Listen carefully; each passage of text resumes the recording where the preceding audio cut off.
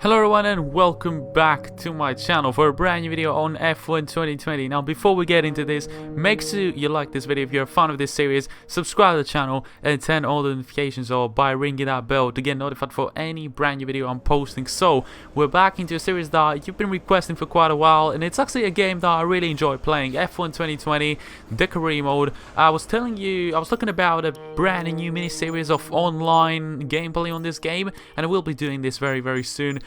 Just need to sort out like the whole episodes of this and how I'm gonna implement the mini series into my channel. But yeah, it's coming very soon. It's pretty much going to be like a ranked series on F1 2020, and if it does well, I'm just gonna keep on posting it till the end, where I'm gonna probably reach platinum or whatever the highest rank is on F1 2020. But for tonight's episode, for today's video, I should say, we got a career mode episode, and a lot of you have been saying, I remember I said like in the previous episode, if you haven't checked it out, go and check it out. Great Britain episode, a very decent video. Pretty much what I said was I was gonna do weekly videos.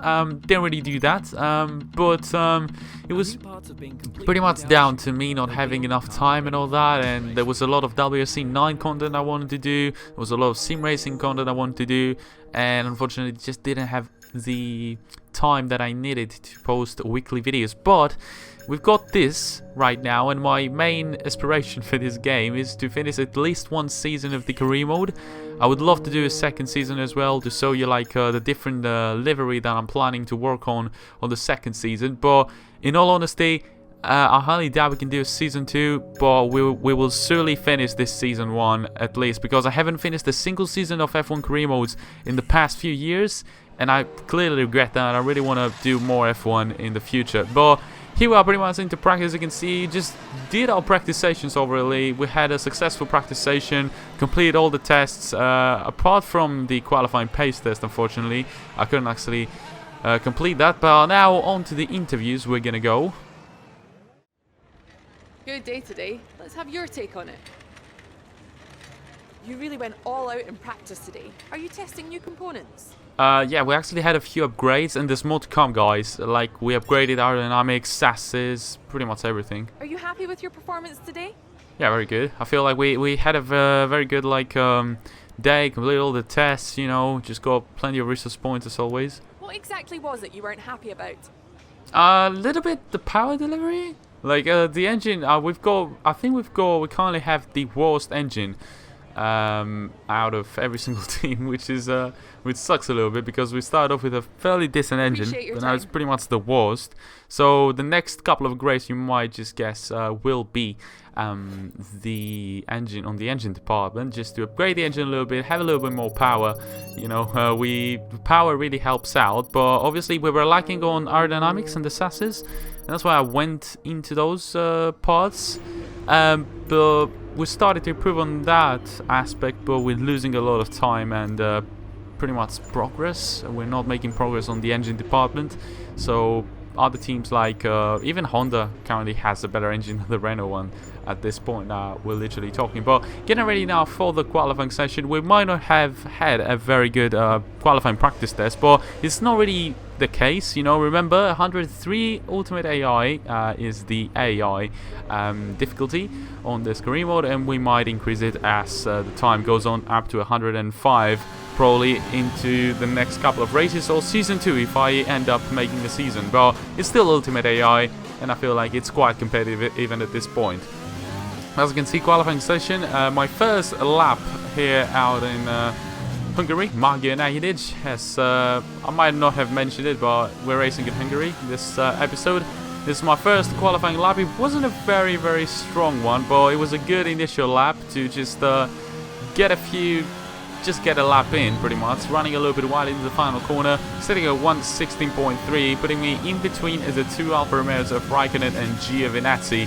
But that second lap that I actually did was an absolutely amazing lap. I have no idea how I set this lap, but of course it could always be better. But considering we have the third slowest car, someone could argue the second slowest car or something like that, we're pretty much in the bottom teams, and we've set an absolutely stunning lap.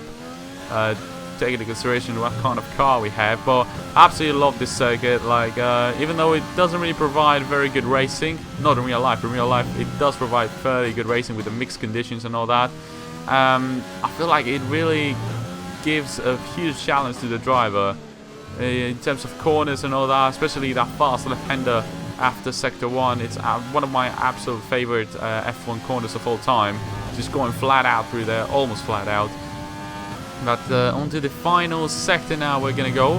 We're already a second faster from our previous lap, so you can understand the kind of progress we've made there into the second lap, which is going to be an absolutely stunning lap. Around the final corner, not my best effects is there. This final sector have been struggling quite a bit throughout all the practice sessions and all that, but across the finish line now we're going to set a 1:15.1. Is it going to be enough? 12th position. Is it going to be enough for Q2? Hopefully it is going to be, because that is going to help us in the race quite a lot. But unfortunately, as you can see right there, just about for a few thousandths of a second, we just got out-qualified by Daniel Kvyat there, and we're going to be not going through to Q2. But one big thing to say, 17th position, but we're actually 5/10 faster than the Alfa Romeos and almost a second faster than Nick de Vries, which is our teammate. So very good qualifying session. I'm not disappointed whatsoever. I absolutely gave it my best shot there. I could have gone on another set of softs and moved to Q2, but I feel like I wanted to keep that for the race. Just in case, you know, we might actually need a soft tire, a fresh soft tire. So it didn't really matter whatsoever. We saw a great pace, just a few thousandths of a second leaving us out of Q2. But it could work out very well in the race, seeing that we're actually going to have mixed conditions. So the race is going to start probably with light rain, intermediate tires, and it's just going to transform into a dry race. So I love this kind of races. You already know that because of my wet pace and all that. But it's going to be a real challenge being back into this game after a few months with rainy conditions. It's going to be one hell of a race. So without further ado, let's get into the race, boys. It's race day in Budapest as we get ready for another round of the Formula One World Championship. We don't expect too many retirements at this track. There are plenty of current and former drivers with flawless finish rates here. In particular, Ralf Schumacher. He made it across the line in all 10 of his Hungarian Grand Prix starts.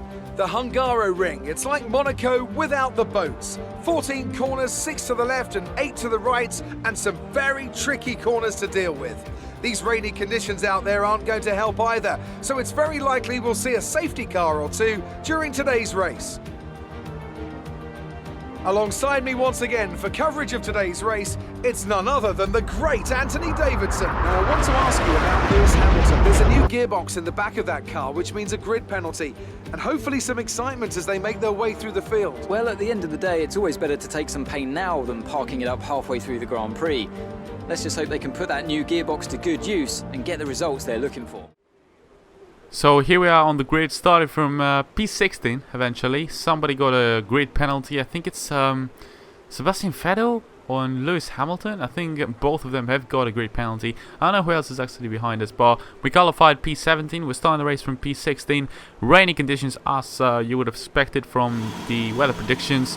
And the start is going to be horrendous. As you can see right there, my getaway from the formation lap was just horrendous, and I already knew at this point I already know like we're gonna have a horrendous start. We don't really tend to get good starts. I have no idea why. It's probably, you know, off traction is really tough to get good starts with, but I don't know, we just have to do well at this point. So 4 red lights, 5 red lights, and it's lights out, and away we go for the Hungarian Grand Prix. It's not a good start as expected there. A lot of wheel spin, and it's gonna lose 3 positions already from Giovinazzi, De Vries, Latifi, and now Russell trying to overtake me there. I'm going up the inside of the air, being very slow into turn number 1 for some reason. We're sub out with Romain Grosjean there in the Haas. We get a better exit on him, and we're going to be side by side in the next left-hander. Any chance we can actually complete this move on Romain? We run quite wide there. That's going to give also space to Sebastian Vettel, who is the car that got a penalty there, to solve the mystery of who got the penalty.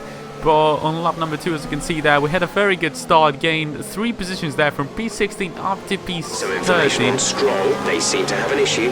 And according to Jeff now, Stroll has an issue with his car, so that could actually help us. Also, our pace seems quite decent on the wet conditions so far, and that could actually help us a lot to try and overtake Lance Stroll into the next couple of laps if he has a serious issue with the car. My car doesn't look at its best, a few contacts there at the start, but we're currently ahead of Roman Grosjean, Kevin Magnussen, and the Ferrari of Sebastian Vettel, who's actually a championship contender at this point. A lot of wheel spin there into the axis, still getting used to the conditions, still getting used on how much throttle will need to apply. It's been a while since I've played this game, and starting my first race in quite a while in wet conditions is not the best thing to happen, but we're gonna get used to it eventually after a few more laps. And as you can see on lap number 4, getting closer to Lance Stroll. Remember, he had an issue with his car. We can go up the inside. Oh no, he broke very early there, and that is actually giving us a lot of space on the inside, completing this move on Lance Stroll. A very, very easy move, which I was not expecting in Hungary, being a place Some information on where... Vettel. They have some kind of mechanical problem. And Vettel as well has some kind of mechanical problem, and that's why he's probably staying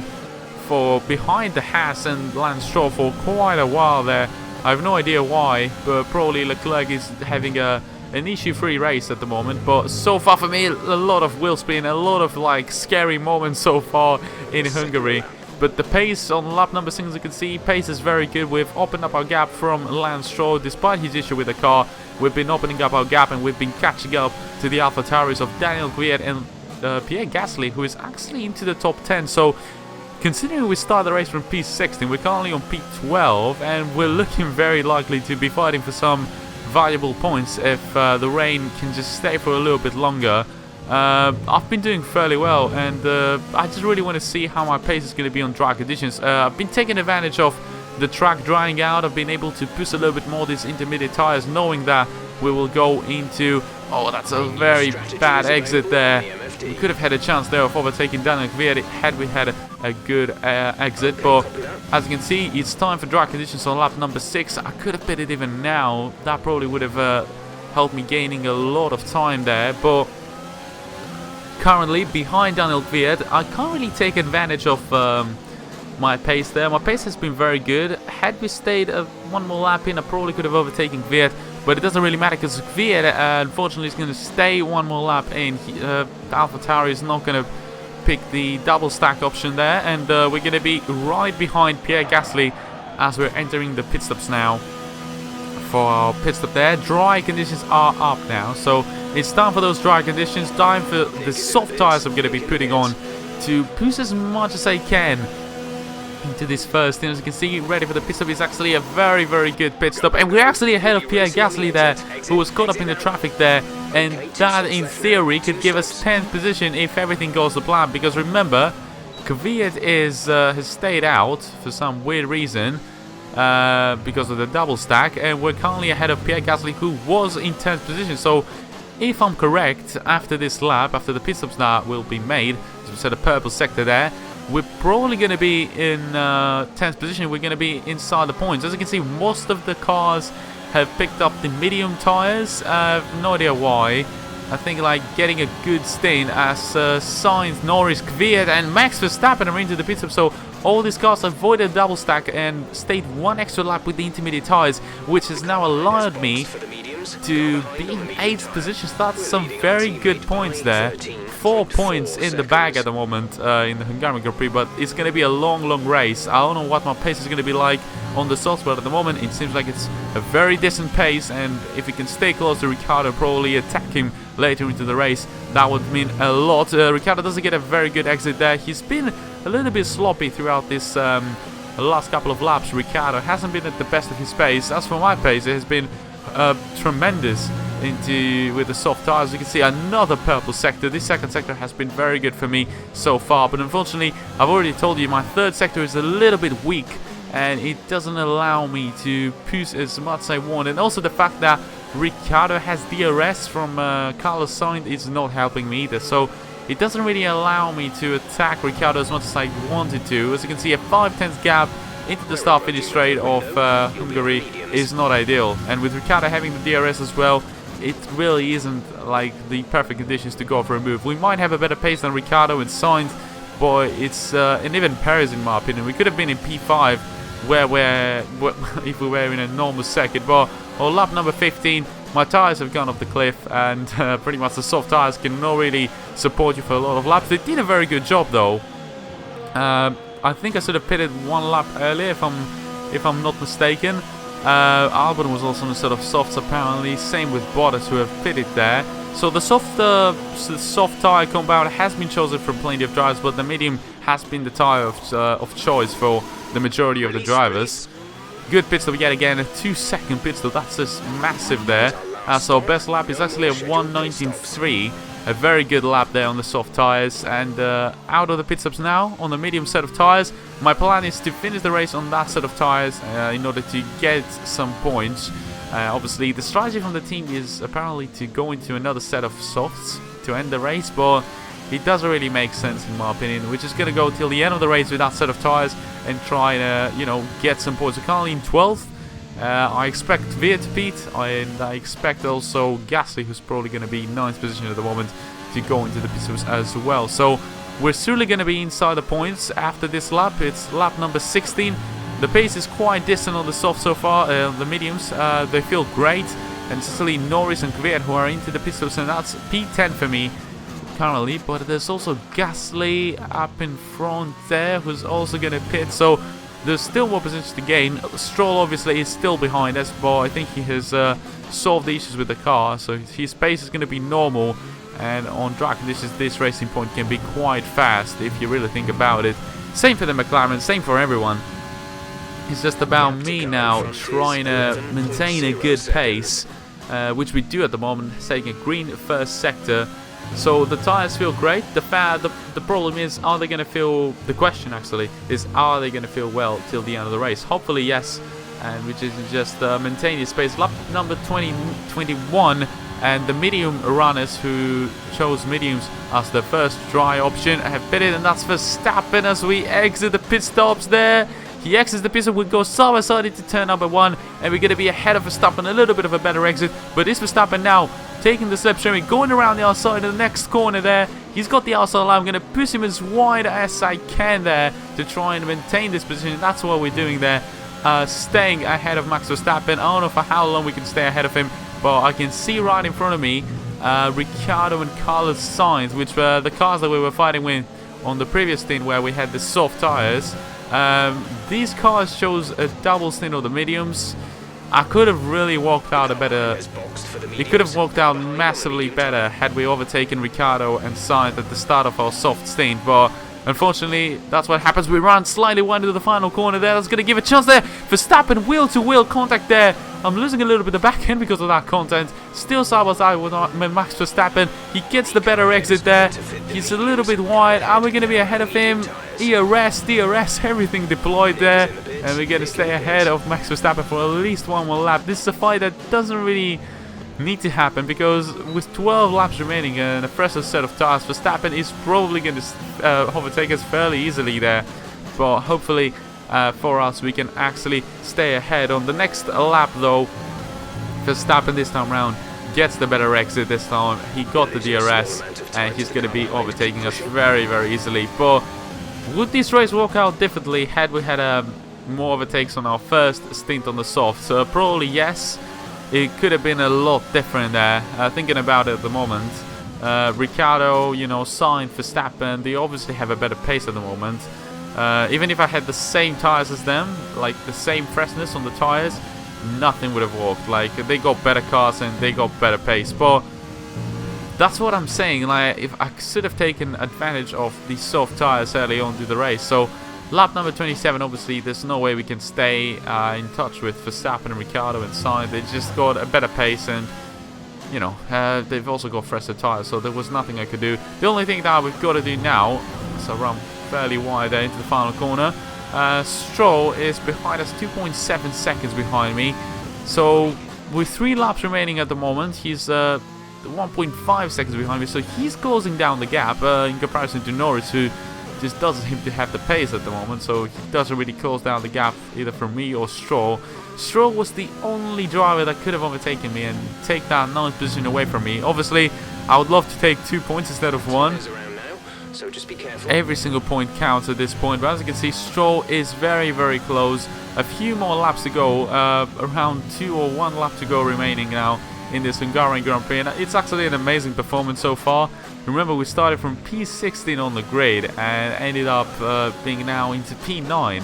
We were on P8 at some point in the race, but unfortunately the soft run wasn't the best, and despite the pace being very good on the soft, we didn't take advantage of it by overtaking the midfield cars. Because it's Hungary, overtakes cannot happen very easily. As you can see, pushing a lot on the final lap, setting a green sector despite the tyres being dead there. Absolutely insane. Just trying to, stay ahead of Stroll. I highly doubt he's going to be able to have a move on us with a gap of 1.6 seconds and me pushing like crazy into this final lap. I might just go like for my personal best lap, Valtteri Bottas is the winner of the race. The guy is actually 4th in the driver's standings. Another green sector on the 2nd sector.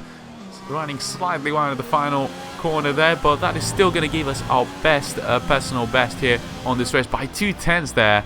Very good lap, very good race. 9th position in the Hungarian Grand Prix. Absolutely mad about this result, man. Starting from 16th position, of course I'm the driver of the day. Had a very good stint on the intermediates, good stint on the softs, could have been better, but maintained 9th position.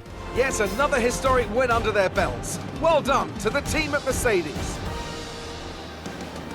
Anthony, tell me, what was it that helped them achieve this success? I think that smart tyre management on track and very smooth driving definitely assisted in their victory today. That combination meant they got the absolute maximum out of their tyres at all times. Mercedes are on top form once again after an excellent race weekend. It's great to see them up on that podium once again. With Lewis Hamilton finishing 3rd and Charles Leclerc 2nd, that means the Monegasque is actually going to cut down the gap from the driver's standings, so he's still in the fight for the championship with Valtteri Bottas winning. I just wasn't expecting this one, being honest, but going back into our race, I feel like that must have been one of my finest races ever. Great display in the wets, great display on the softs. Obviously, had we overtaken Ricciardo and Sainz and probably even Perez into that soft run, because we had the better pace, like we were faster. It was just the fact that I couldn't really perfect that 3rd sector, and the fact that Ricciardo also had DRS throughout the whole stint didn't allow me to go for a move on any of those guys. So unfortunately, that's what it is. 9th position, 2 valuable points, and staying ahead of Stroll was very important.